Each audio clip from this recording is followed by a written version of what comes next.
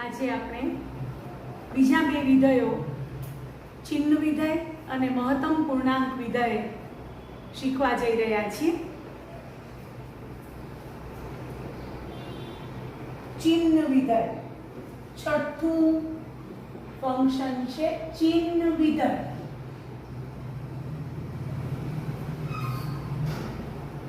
સિગ્નમ function English એનું છે સિગ્નમ function એટલે સાઇન ઉપર આધારિત, નિશાની ઉપર આધારિત। ચિહ્ન એટલે સાઇન, નિશાની। સિગ્નમ ફંક્શન કોને કહેવાય? વિધેય f r થી આ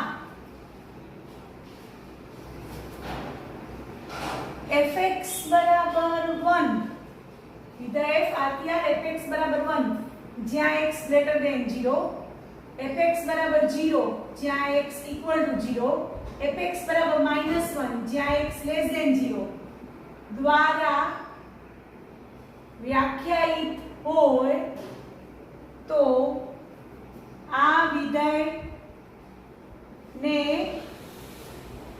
ચિહ્ન વિધેય કહે છે।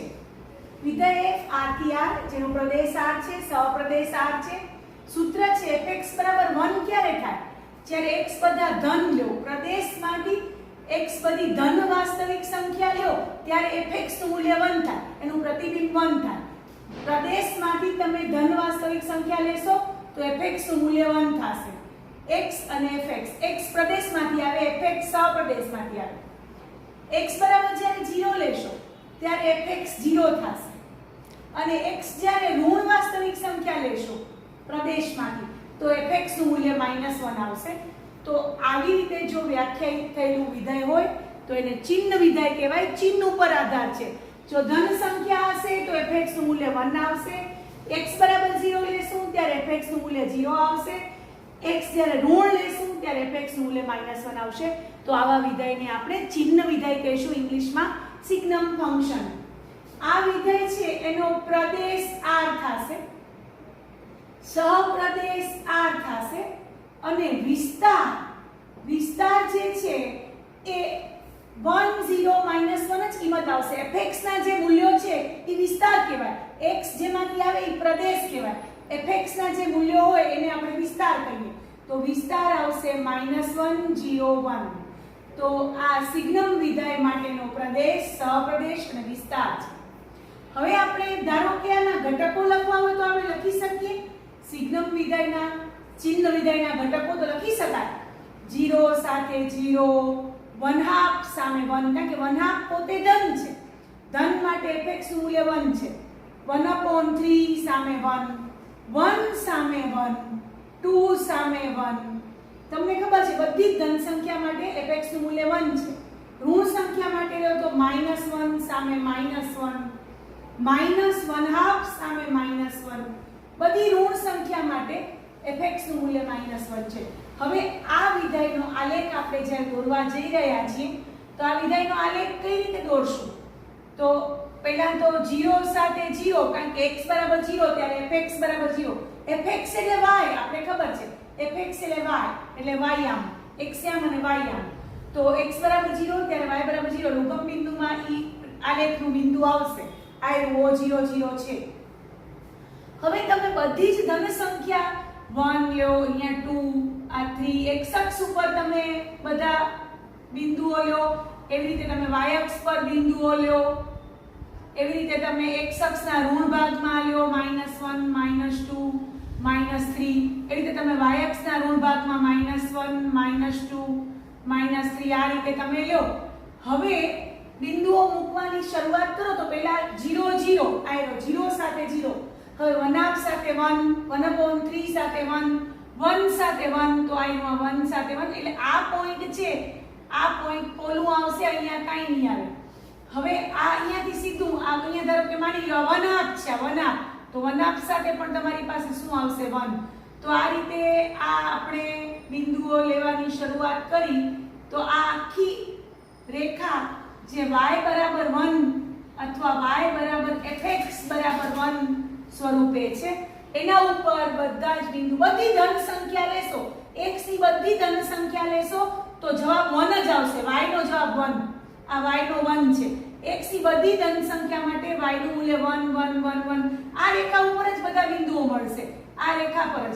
તો આ y બરાબર fx બરાબર 1 બતાવે છે કિરણ. આમ તો આખી રેખા આમ આવે, પણ આપણે અત્યારે કિરણ સ્વરૂપે બતાવશું. એવી રીતે આ બિંદુ પોતે નહીં આવે ક્યાંય. x બરાબર 0 ત્યારે y બરાબર 1, આમાં ક્યાંય 0 1 બિંદુ છે જ નહીં, એટલે એ પોલું ટપકું આવશે. આ પોલું ટપકું, વળી આ પણ પોલું ટપકું આવશે. -0 -1 એ પોલું ટપકું. હવે બધી ઋણ સંખ્યા માટે, x ની આ બધી ઋણ સંખ્યા માટે fx નું મૂલ્ય -1 છે. x ની બધી જ ઋણ સંખ્યા માટે fx નું મૂલ્ય -1 છે. y બરાબર fx બરાબર -1. બધી ઋણ સંખ્યા લેશો x ની બધી જ આ બાજુ, તો એના માટે એનું મૂલ્ય -1 આવે છે. તો આ રીતે આપણે આ ચિહ્ન વિધેયનો આલેખ છે, જેમાં 0 0 બિંદુ પોતે આવે છે એટલે ઘાટું છે. પછી 0 1 અને 0 -1 નથી આવતા, આ વચ્ચેનો ભાગ નથી આવતો. પછી આ આખી ઘાટી રેખા આવશે, આખી ઘાટી રેખા છે. આ પાછો આલેખમાં આવશે, આ પણ આવશે. તો આ ચિહ્ન વિધેયનો આલેખ થયો. તો આ રીતે આપણે નવું ફંક્શન ચિહ્ન વિધેય, છઠ્ઠું ફંક્શન શીખ્યા. હવે સાતમું વિધેય મહત્તમ પૂર્ણાંક વિધેય શીખીએ છીએ. પછી આ બધા વિધેયો આધારિત એક્ઝામ્પલ આપણે કરશું. તો લાસ્ટ આપણી ટેક્સ્ટ બુકમાં સાતમું ફંક્શન છે મહત્તમ પૂર્ણાંક વિધેય, ગ્રેટેસ્ટ ઇન્ટીજર ફંક્શન. હવે આ ગ્રેટેસ્ટ ઇન્ટીજર ફંક્શન છે એને મહત્તમ પૂર્ણાંક વિધેય એવું એનું નામ છે, એટલે કે એનો જવાબ પૂર્ણાંક આવશે. એટલે કે ઈ વિધેયનો વિસ્તાર છે ને ઈ z આવશે, કારણ કે મહત્તમ પૂર્ણાંક વિધેય જે આપણે એને વ્યાખ્યાયિત કરશું એમાં એનો વિસ્તાર z આવશે. હવે ધ્યાનથી વિધેય f r થી r fx બરાબર બ્રેકેટેડ x બરાબર એની વ્યાખ્યા છે x થી નાના અથવા x જેટલા, x થી નાના અથવા x જેટલા તમામ પૂર્ણાંકોમાં સૌથી મોટો પૂર્ણાંક. આવી એની વ્યાખ્યા છે. મહત્તમ પૂર્ણાંક ભાગ વિધેયની વ્યાખ્યા છે fx બરાબર બ્રેકેટેડ x. એનો આ સંકેત છે, આવો સંકેત છે. આ મહત્તમ પૂર્ણાંક ભાગ વિધેયનો સંકેત છે.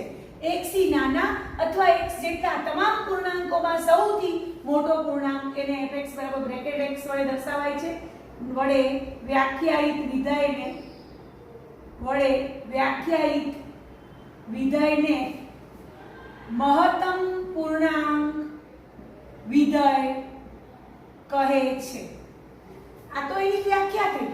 હવે તમને કોઈ પૂછે કે એનો પ્રદેશ, તો પ્રદેશ આ, સહપ્રદેશ તો આ, અને વિસ્તાર હું તમને અત્યારે એનો z લખાવું છું, કારણ કે એનો જવાબ પૂર્ણાંક સંખ્યા આવશે, પણ કઈ રીતે એ હું તમને બતાવી રહી છું. હવે બધાને ધ્યાન, નવી વસ્તુ શીખવાની છે. x બરાબર 1.2 લો તો 1.2 નો મહત્તમ પૂર્ણાંક શું થાય? 1.2 નો મહત્તમ પૂર્ણાંક શું થાય? આને 1.2 નો બ્રેકેટ કહેવાય, બ્રેકેટેડ 1.2. તો એ શું થાય? તો 1.2 થી અધિક નહીં. આપણે સંખ્યા રેખા દોરશું એમાં ક્યાંક 1.2 બતાવીએ, અહીંયા ધ્યાન આપજો. હવે 1.2 થી અધિક નહીં અથવા 1.2 થી નાના અથવા 1.2 જેટલા, x ની જગ્યાએ અહીંયા 1.2 મૂકો. 1.2 થી નાના અથવા 1.2 જેટલા તમામ પૂર્ણાંકોમાં સૌથી મોટો પૂર્ણાંક. હવે તમને ખબર છે કે 1.2 થી નાના એટલે આ બાજુ જ જવાની છૂટ છે. આ બાજુ તો બધા 1.2 થી મોટા, બધી સંખ્યાઓ કેવી છે? 1.2 થી બધી મોટી સંખ્યાઓ આ બાજુ છે. તો આ બાજુ બધી નાની સંખ્યાઓ છે, એમાં સૌથી મોટો પૂર્ણાંક તો તમને ખબર છે કે 1 આવશે, આ બાજુ 0 આવશે, આગળ વધતા જશો બધી વાસ્તવિક સંખ્યાઓ છે, પણ પૂર્ણાંક સંખ્યાઓ વિચારો તો 1.2 થી નાના અસંખ્ય પૂર્ણાંકોમાં સૌથી મોટો પૂર્ણાંક એટલે 1 એનો જવાબ આવશે. ધારો કે x બરાબર 0.9 લો છો. 0.9 નો મહત્તમ પૂર્ણાંક શું થાય? અહીંયા ધ્યાન આપજો. 0.9 મેં સંખ્યા રેખા પર આમ બતાવ્યો. 0.9 થી નાના અથવા 0.9 જેટલા એટલે 0.9 થી નાના બધા જ પૂર્ણાંકો અસંખ્ય પૂર્ણાંકો આવેલા છે. આ બાજુ નાના, મોટા બાજુ તો જવાનું જ નથી. તો એમાં સૌથી મોટો પૂર્ણાંક એટલે 0 આવશે. તો તમને ખબર પડી કેમ કે 0 પછી અહીંયા -1 પછી -2, તો આ બધા અહીંયા અસંખ્ય પૂર્ણાંકો છે, એમાં સૌથી મોટો પૂર્ણાંક એટલે 0 આવશે. તો આ રીતે x બરાબર ધારો કે -1.9 લો. -1.9 તો -1.9 નો બ્રેકેટ શું થાય? -1.9 નો બ્રેકેટ શું થાય? તો આ રીતે સંખ્યા રેખા ઉપર દોરવાનું. માની લો કે આ -1.9 છે, એનાથી બધા નાના પૂર્ણાંકોમાં સૌથી મોટો પૂર્ણાંક એનાથી બધા નાના, તો આ બાજુ તો -1 આવશે. તમને ખબર છે આ બાજુ -1, આ બાજુ કયો આવશે? -2, -3. સંખ્યા રેખા પર વિચારો તો આ -1, આ -1.9, આ -2, તો તમને ખબર પડી ગઈ કે આ બાજુ અસંખ્ય પૂર્ણાંકો છે 1.9 થી નાના, પણ એમાં સૌથી મોટો પૂર્ણાંક એટલે -2 આવશે. એટલે આનો જવાબ આવશે -2. -1.9 થી નાના તમામ પૂર્ણાંકો આ બાજુ અસંખ્ય છે, એમાં સૌથી મોટો પૂર્ણાંક એટલે -2. સમજો બધા, આ બાજુ -2 આવે, આ બાજુ -1 આવે. આ તો મોટો થઈ ગયો, આપણે મોટા નથી લેવાના. -1.9 થી નાના એટલે આ બાજુના પૂર્ણાંકોમાં સૌથી મોટો પૂર્ણાંક એટલે -2 આવે. તો આ રીતે મેં તમને મહત્તમ પૂર્ણાંક વિધેય શીખવ્યું. હવે આપણે એનો આલેખ જોઈએ છે. મહત્તમ પૂર્ણાંક વિધેયનો આલેખ, હવે એમાં અહીંયા ધ્યાન આપજો. એના માટે આપણે એક એની વ્યાખ્યા એની આ રીતે આપણે વિધેયને વ્યાખ્યાયિત કરશું. fx બરાબર બ્રેકેટેડ x બરાબર -1 થી 0. -1 થી 0 બંને ક્રમિક પૂર્ણાંકો છે. -1 અને 0 બંને ક્રમિક પૂર્ણાંકો છે. વચ્ચે અસંખ્ય વાસ્તવિક સંખ્યાઓ આવેલી છે. -1 અને 0 બે ક્રમિક પૂર્ણાંકો છે, એની વચ્ચે અસંખ્ય વાસ્તવિક સંખ્યા આવેલી છે, x અસંખ્ય. ઈ બધા માટે મહત્તમ પૂર્ણાંક ભાગ બ્રેકેટ x નું મૂલ્ય થશે -1. કેવી રીતે બતાવું છું? સંખ્યા રેખા ઉપર જોજો જરાક. અહીંયા સંખ્યા રેખા ઉપર આપણે માની લો કે આ -1 છે, આ 0 છે. -1 થી 0 વચ્ચે ખૂબ સંખ્યાઓ આવેલી છે, ખૂબ જ. પણ ઈ બધાનું મહત્તમ પૂર્ણાંક ભાગ શું થશે? -1. કઈ રીતે બતાવું છું? જો -0.2 લ્યો, -0.9 લ્યો, -1 થી 0 વચ્ચેની આપણે સંખ્યા લઈએ છીએ. તો આ બધાનો મહત્તમ પૂર્ણાંક ભાગ કરશો તો તમને ખબર છે કે એનો જવાબ -1 આવશે. યાદ કરો, -0.2 થી નાના, -0.2 અહીંયા કોઈક આપણે -0.5 લીધા, -0.5 લીધા. તો -0.5 થી નાના, -0.5 થી નાના આ બધા પૂર્ણાંકો અસંખ્ય સંખ્યાઓ છે, એમાં બધા પૂર્ણાંકોમાં સૌથી મોટો પૂર્ણાંક એટલે કયો આવશે? -1. તો આ રીતે તમને મારે આ રીતે વ્યાખ્યાયિત સમજાવવાનું છે. fx બરાબર બ્રેકેટ x બરાબર -1 થાય.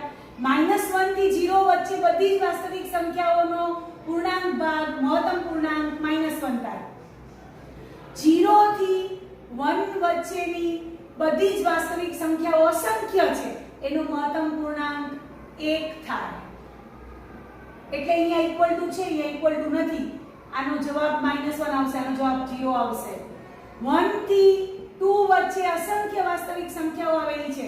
1 થી 2 વચ્ચે 1 અને 2 બંને ક્રમિક પૂર્ણાંકો છે, એની વચ્ચે અસંખ્ય વાસ્તવિક સંખ્યાઓ આવેલી છે, તો એનો પૂર્ણાંક ભાગ 1 થશે.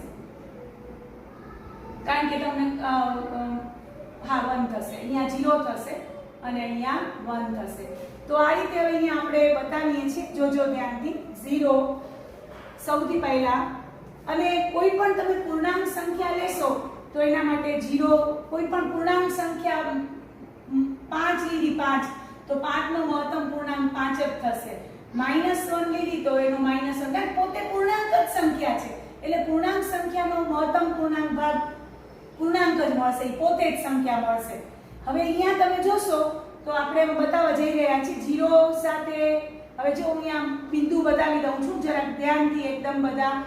x અક્ષ ઉપર ધન ભાગ અને ઋણ ભાગ પર મેં કિંમતો બતાવી છે, અને y અક્ષ ઉપર પણ આવી રીતે 1 2 3 ધન ભાગ ઉપર, અને -1 -2 -3 y ઋણ ભાગ પર બતાવી છે.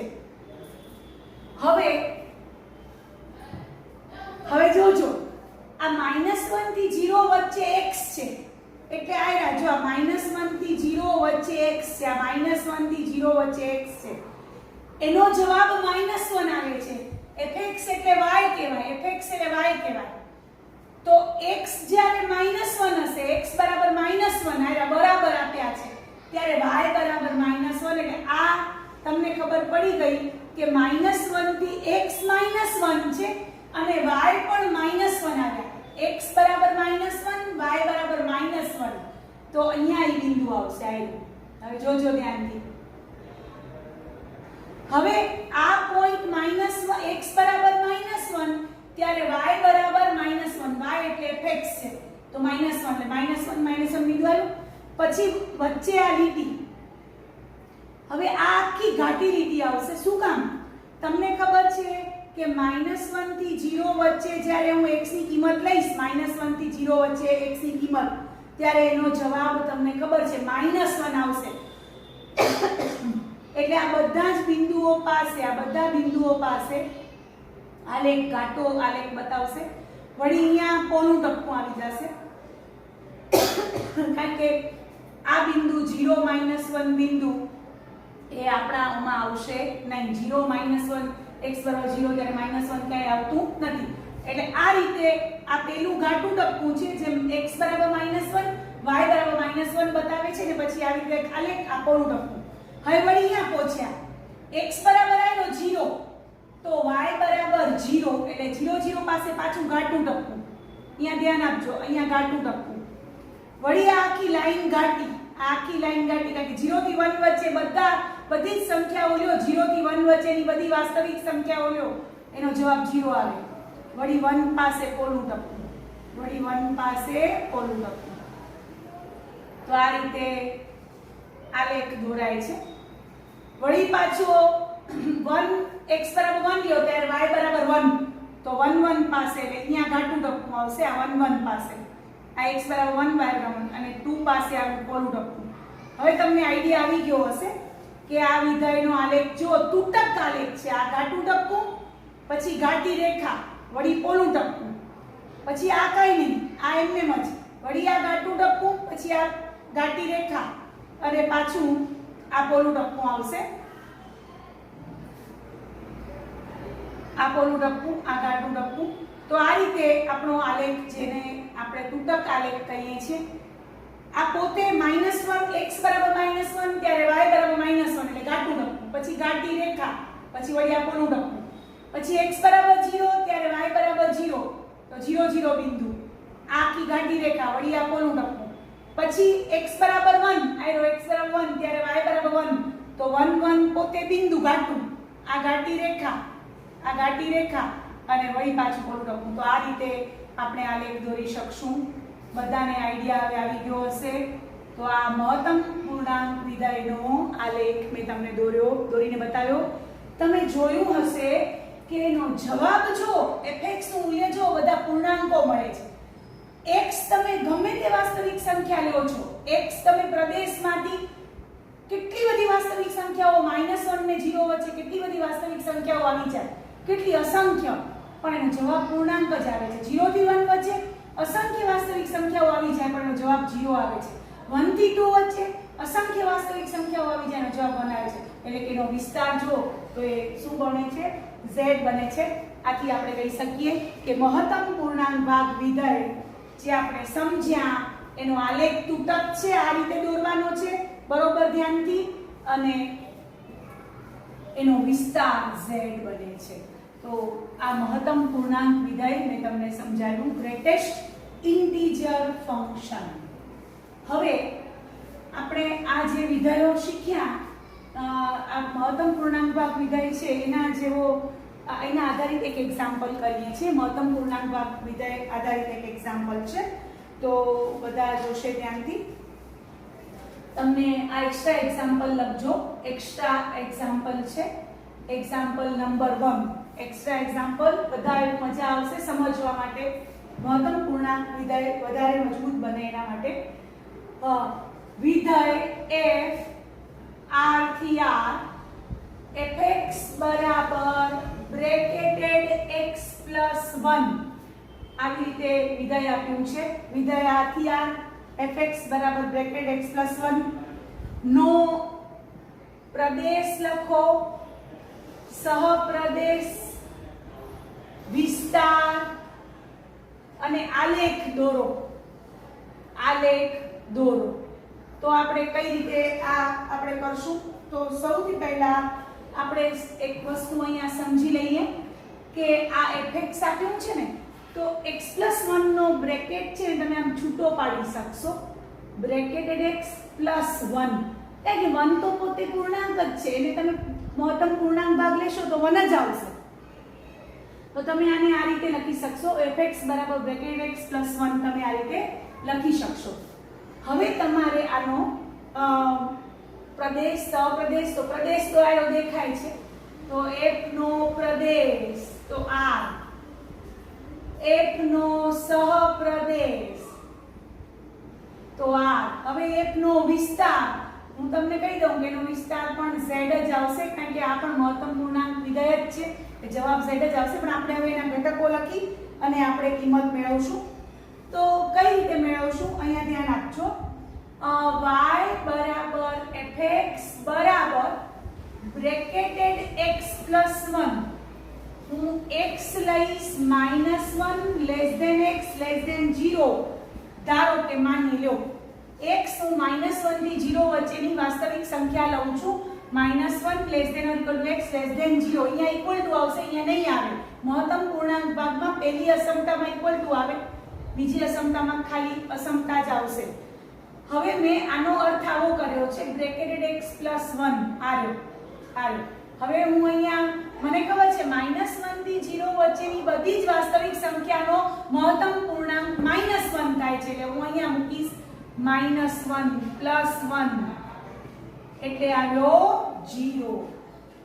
પછી બીજું 0 x <1, તો હું અહીંયા મૂકીશ y બરાબર fx બરાબર બ્રેકેટેડ x + 1 બરાબર બ્રેકેટેડ x + 1.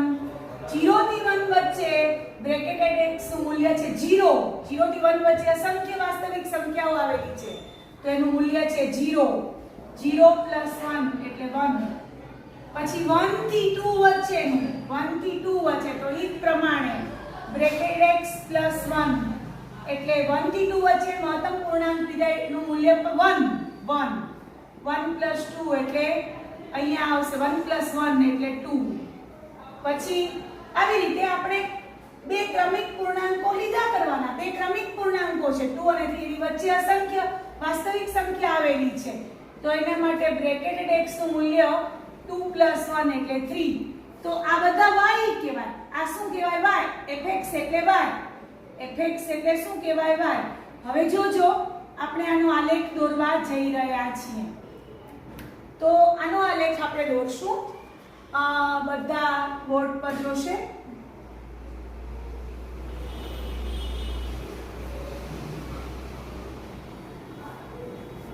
x અક્ષ અને y અક્ષ ઉપર બિંદુઓ બતાવી દઈએ છીએ.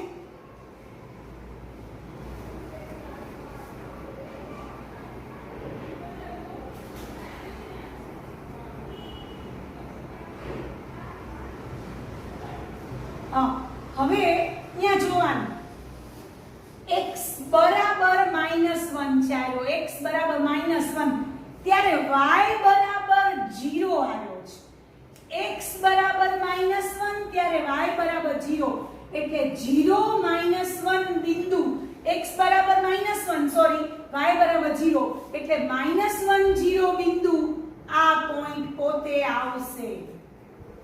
x બરાબર -1 ત્યારે y બરાબર 0. હવે તમને ખબર પડી ગઈ કે આ ઘાટી રેખા થશે, આ પોલું ટપકું થશે કે 0 0 આમ આવશે જ નહીં, ક્યાંય 0 0 નહીં આવે. હવે x બરાબર 0 ત્યારે y બરાબર 1 એટલે 0 1 બિંદુ, એટલે આ પાછું ઘાટું ટપકું આવશે અને આ પોલું. તમને હવે ખબર પડી ગઈ હશે આવી કે આલેખ દોરતા જવાનું. x બરાબર 1 ત્યારે y બરાબર 2 એટલે આ 1 અને આ y બરાબર 2 એટલે અહીંયા ઘાટું ટપકું, આ લાઈન પણ ઘાટી અને અહીંયા પોલું ટપકું. તો આ રીતે આપણે y બરાબર બ્રેકેટેડ x+1 નો આલેખ દોર્યો, એનો પ્રદેશ, એનો સહપ્રદેશ, એનો વિસ્તાર બધું જ આપણે શીખ્યા. તો તમને મારો વિડીયો પસંદ આવ્યો હોય તો લાઈક કરજો, શેર કરજો અને મારી ચેનલને સબસ્ક્રાઇબ કરજો. Thank you very much.